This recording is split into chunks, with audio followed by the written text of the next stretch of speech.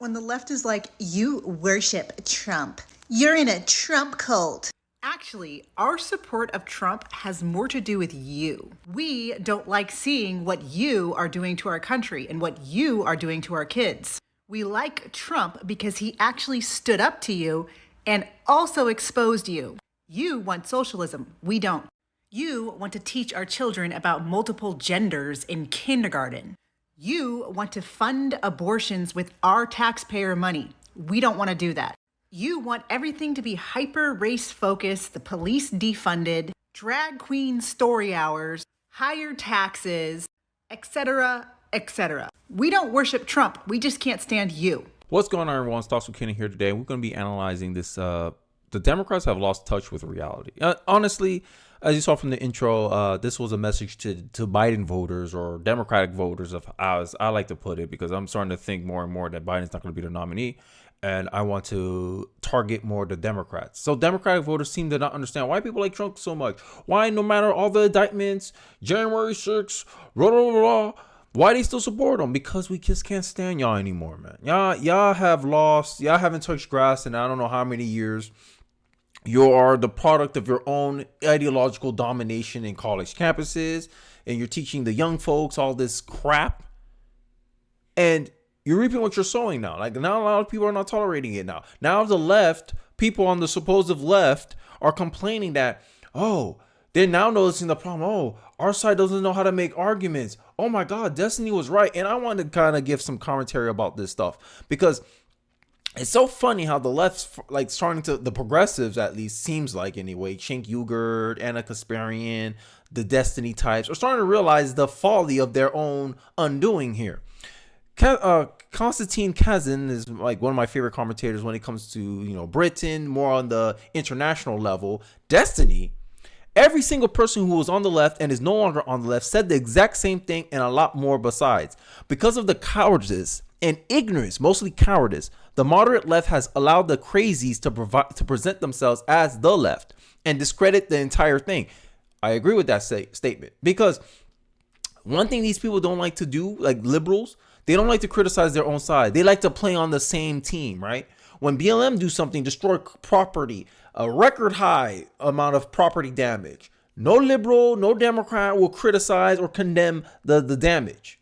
Minute the opposition does the exact same thing, everyone in the woodworks are coming out and criticizing, demonizing, and holding them to account.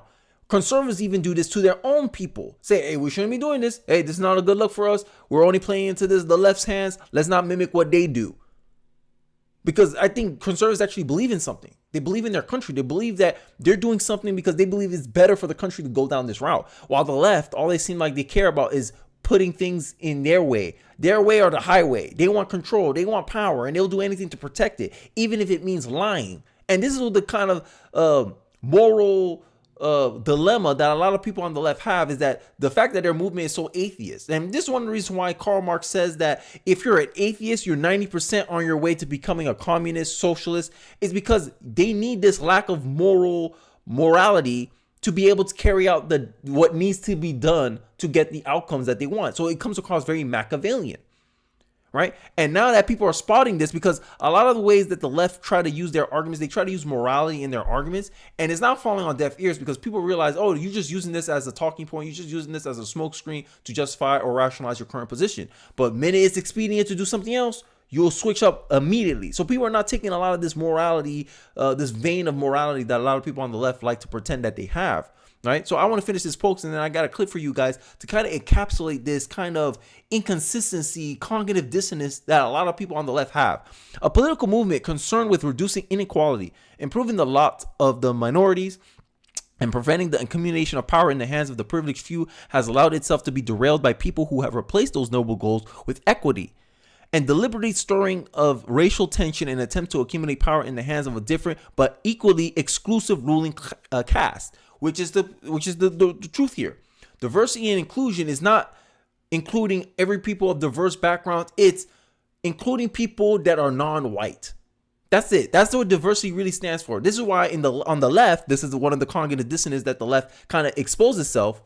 At the same breath, it says, oh, an all black cast is the diverse cast thing. When if you look at the actual definition, Everyone who's not crazy, who is not part of the religious, secular religion of the leftism will say, hey, that's not diverse. It's all one color.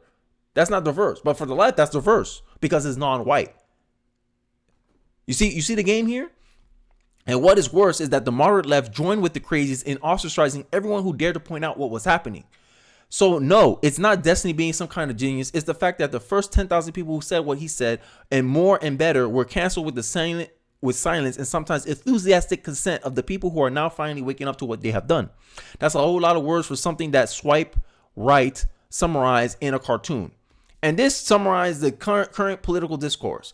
This was 2008 when everything made sense. Then you see people, my fellow liberal, went to the left, and then now they become a woke progressive, and now they're calling you a bigot because now they went so far to the left. And this is in response to some software developer who says, I think a lot of what Destiny is saying a few years ago, that if the left didn't learn how to make arguments instead of demonizing political opponents, we will not be able to defeat bad ideas when they come from inside our walls. Wow. But, you think they listen? No, because they could afford not to. Right. And this is frustrating to see, because for a long time, conservatives have been talking about this stuff and the left didn't want to listen. Right. I got a clip for you guys. Right. Obama on immigration. It's crazy how far left the Democrat Party has become. And this is an example of this. So I'll play this clip and then I got another one for you guys after this one. I think we should have strong border security. It doesn't make sense for us to allow hundreds of thousands of people coming through our borders without us knowing who they are. Oftentimes in very hazardous situations and unmonitored situations that could do us long-term damage. I think we should have a serious employer verification system where employers, when they hire somebody, find out what their work status is. Are they able to work here legally? Right now, what employers will say is, well, we check their Social Security card. That's the best we can do. So we've got to set up a tamper-proof system and then hold employers accountable. And this, for some, is the most controversial part, that we've got to have a pathway to citizenship for the 12 million people or so who are already here. You pay a fine, you learn English, you stay out of trouble, you've got a job, you go to the back of the line so that those who came here legally, that backlog is cleared before you have opportunities for citizenship. That is a reasonable approach. Imagine that. That was the left, 2007, right? It validates this chart here. It validates this chart, right? Because the left like to pretend this is them. They like to do plausible deniability. They like to pretend, it's the right that went far right. No, conservatives have been saying the same thing since 2008 to 2022. Now you got conservatives saying, hey, we want to protect free speech. Now we don't believe in censorship. Now we moved a little bit to the left on some things. The conservatives of 2022. We're more populist. We're anti-war. Now we see that, okay, the left were right about some things. Let's protect the good ideas that the left or classical liberals brought up to us, and we'll adopt that. And now we're trying to preserve that. Free speech. Anti-cancel culture, right?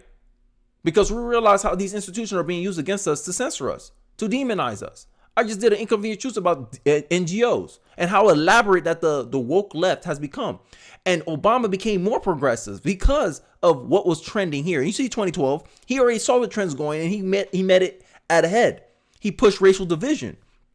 Obama came in, if I lose, it's because of because I didn't sell a vision enough to the American people. That's what Obama was saying in 2007. Now, if you ask Obama if he had lost, he will say because of racism. Right? And I don't understand the less fascination with this cognitive dissonance that they have. Here's a clip encapsulating perfectly what a common liberal, which I believe this woman that you're about to see in this whatever clip right here, she represents what majority of liberals think, because majority of liberals do not respect critical thinking, because the minute you're critical of their ideas, they want to demonize you, smear you. And this is the reality. The left has created this monster. Now it's up to us to rectify it. Let's take a look. I don't think you can be sexist towards men, and I don't think you can be racist towards white people. How have you arrived at that conclusion? That's a good question. I don't know, just hearing all the stories about all this messed up stuff they did in the past. I'm not even black, but I have a grudge against them. Are you referring to slavery? Yeah, and just the treatment of them over time since then, all the discrimination. Do you think that white people were the only ones who engaged in slavery? So wait, are you trying to like say that like white people were slaves too? Yeah, white people were also slaves. That's where the term slave comes from, is the Slavic region. Exactly. That's why Eastern Europeans are so oppressed even within Europe. I don't know, but I didn't see them oppressed over here that much. Like, I don't know. In history, I don't see books talking about the oppression of white people. Yeah, that's Why do you think that's that a problem. is? All because the liberals were too much of a coward to actually stand on principle. This is the problem. This is what happens. This is why I think classical liberals in the past warned about atheism and why they wanted to ban atheism along with religion, because atheism essentially is a framework that lacks morality. It has no moral standard. It's not opinionated of what you should do or shouldn't do because it has no moral principles in reality. All atheists really respect is power. That's why the most atheistic person you know in your life will tell you that a man can become a woman can become a man, even though that is an unmaterial position. But they believe it because why? Those in power said so. And this is the reality. Like, atheists like to sit here and pretend, oh, I don't need a book to be moral. Yeah, but you need consequences. You need a threat of violence. You need force to be moral. So who's more moral? The person who just needs a book or someone who needs force and consequences to be moral? That's what the atheist is. This is why Karl Marx said what he said. If you're an atheist, you're 90% on your way to becoming a socialist, communist. As I would frame it, a tyrannical dictator. But this is the left, right? Because the left only respect power. And now everyone recognizes that they'll say or do anything to get power. So now people are starting to ignore the Democrats, the left. People are starting to speak out now. Now it's popular to slam against the left because the left is seen as the establishment position because they have done what they set out to do. In the Naked Communist, which is a book I like to reference a lot in this channel, they talk about how one of their goals is to take over institutions, put themselves in positions of power, of influence. Cable news, media, journalism. Journalism is the most liberal profession in America. They've done their job. They've done what they set out to do. And now all they do is to preserve that power. Democracy is not democracy, right? Like they use these words, they play onto people's emotions because they focus on lies. They focus on looking good instead of actually being good. It shows another example of how communists, their tactics was always focused on taking power, getting power, so that way we can push our worldview, push our edicts on top of the population. Because end of the day, communism is not about making a better society. Socialism is not about making a better society. It's about gaining control of production, gaining control of power, so that way you can create this society in your image, whatever image it may be. This is why I say socialism is slavery. That's why as a black man, I can't respect any black man who calls himself a Marxist when I'm like, oh, have you seen slavery? Slavery is essentially what socialism is, except at a general and grander scale. And you want to go back into that? Your ancestors fought to get out of it and you want to usher it back into the country? Imagine that. Right? And then these people don't understand. I'm really like, you don't understand how pissed off I am at liberals. Because liberals have allowed it to go on for so long because they hate the conservatives that much that they allowed the crazies to essentially come in, take over, and go counter to everything that they stand for. Jerry Springer defending Nazis, protesting, because he actually had a principled position about free speech. Nowadays, if you ask a liberal, a self-proclaimed liberal about free speech and say, hey, should Nazis be allowed to march in Manhattan? They'll say, no, we should ban them, arrest them, censor them. Look at the crazies take over. Here's another example. This is all about examples because Democrats have not touched grass. Let's take a look. In Russia last year, 400 people were arrested for things that they said on social media. 400 people in Russia. Obviously, this country is very different. How many people do you think were arrested in Britain for things they said on social media last year? Go on. Take a guess. I've no idea. 3,300. Really? Arrested for what they'd said on social media? Yeah. What sort of things Look, get you well, arrested? one example. I don't know his political party, but that's a face a liberal will tell you. A liberal will be shocked about what's going on here because they're not paying attention anymore, right? When their side do something, they don't pay attention, but they're quick to point out what conservatives are doing, right? Conservatives is the kid that's held to a higher standard, and liberals are held to a low standard. And you see what we got? You created a mismatched incentive. You incentivize one side to be as bratty, as unreasonable, as self-centered as possible, and another side to be as considerate, understanding, and reasonable as possible. And then you get people like me who can make sound arguments. You understand where I'm coming from, And you get the other side that's speaking gibberish because they're so used to, mom, do something, government, do something. That's how they treat the government. And then they'll complain, oh, we're anti-establishment, Cenk Uygur. Okay, yeah, right. Example I give in my show is there was a young woman from Liverpool called Chelsea Russell, and people can look this up. Her friend was killed in a car crash, 19-year-old woman, and she posted the lyrics of his favorite song on her Instagram. And there was a rap song, so the lyrics contained several instances of the N-word. She was arrested, prosecuted, found guilty, given 500 hours of community service and a fine, tagged, and for a year she was under 8 p.m. to 8 a.m. curfew. My goodness. In Britain. In Britain. In Britain. In Britain. 2000. Crazy. In 2018, right? And Jordan Peterson is like, yo, wait until the Liberal parties and Justin Trudeau passes their C-63 bill in Canada, right? And this is the slippery slope that conservatives have been talking about. Oh, wait. They're going to use all types of justification. They're going to appeal to emotions to get what they want, right? They do all this, the stuff, they groom your kids, and they don't like the groomer tag, but essentially this is what they do. Here's another example. Here's an example of them. Because end of the day, education, both college and public, government schools, they have become indoctrination camps. Because DEI in and of itself has become a religion, right? Liberals used to say, oh, separation of church and state. Look where our tax dollars are going to. Look at the DEI staff at the UVA makes, funded by our taxpayer dollars. You're funding people to push racism in your schools because this is what DEI is about.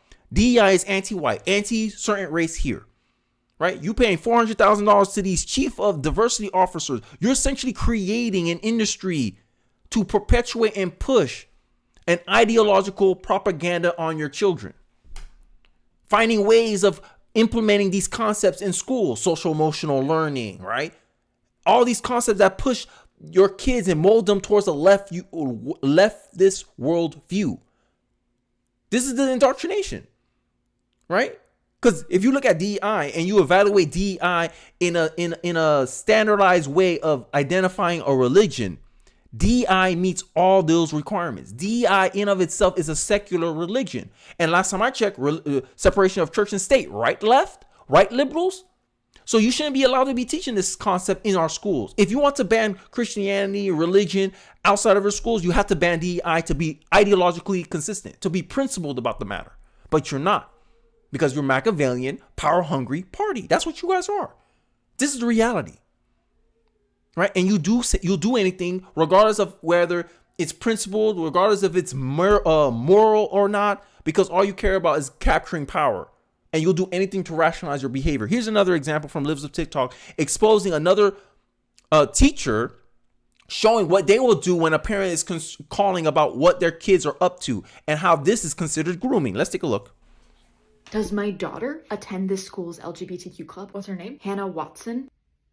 No one named Hannah Watson attends the LGBTQ club. Call down and check, please. Hi, Ms. Grayson. Does a Hannah Watson attend your LGBTQ club? Okay, thank you. Well, no one by the name of Hannah Watson attends the LGBTQ club. Fine. Have you checked the Bible study club? That's where she's supposed to be. She's probably there. Why don't you head down there and I'll buzz you in? Okay. Ms. Grayson, send Quinn to the room where the Bible study meets. Her mom is heading down there right now. Does my... She's like, oh, hey, we're masking it. LGBT advocates for school staff purposely lie to parents about their child's whereabouts and hide the child's gender confusion from their parent. End of the day, teachers, you have no right to be doing this stuff. Because end of the day, you're not liable for what goes wrong when these things happen. When the kid hits a medical emergency, you're not going to be the one to take care of it. The parents are the ones to be taking care of it. And a lot of these NGOs are trying to do something called like a whole schooling, WHOLE, where they want to be able to put medical facilities in schools and have all this stuff where the kids essentially can be taken care of on the government's dole. This is socialism.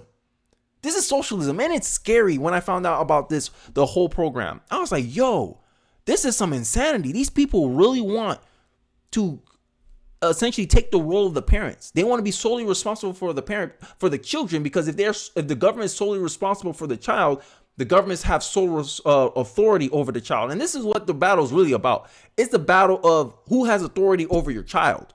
And this is some scary stuff, right? And my last clip for the day, the last clip to really hammer this point home, is in Tennessee. People were protesting about them banning gender affirming care. This is what they like to label these things anyway. And look at this front and back between a guy and a protester, and it takes a funny twist, and it kind of encapsulates everything that's wrong with the political left in 2024. Let's take a look. You are fucking sick in the heart. What is wrong with you? I'm not proving anyone. You are fucking insane. How you don't know me? How can you sit here and say that to my face? She did not say that at all. I didn't You're say making that. things Do up. not call me a groomer. You put that down. Whoa.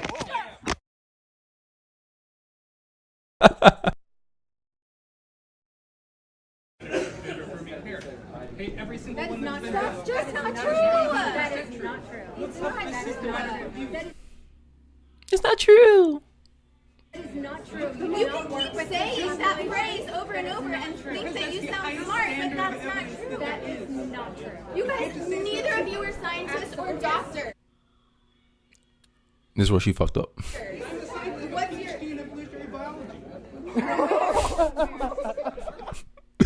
The shock face. Well, you are a scientist.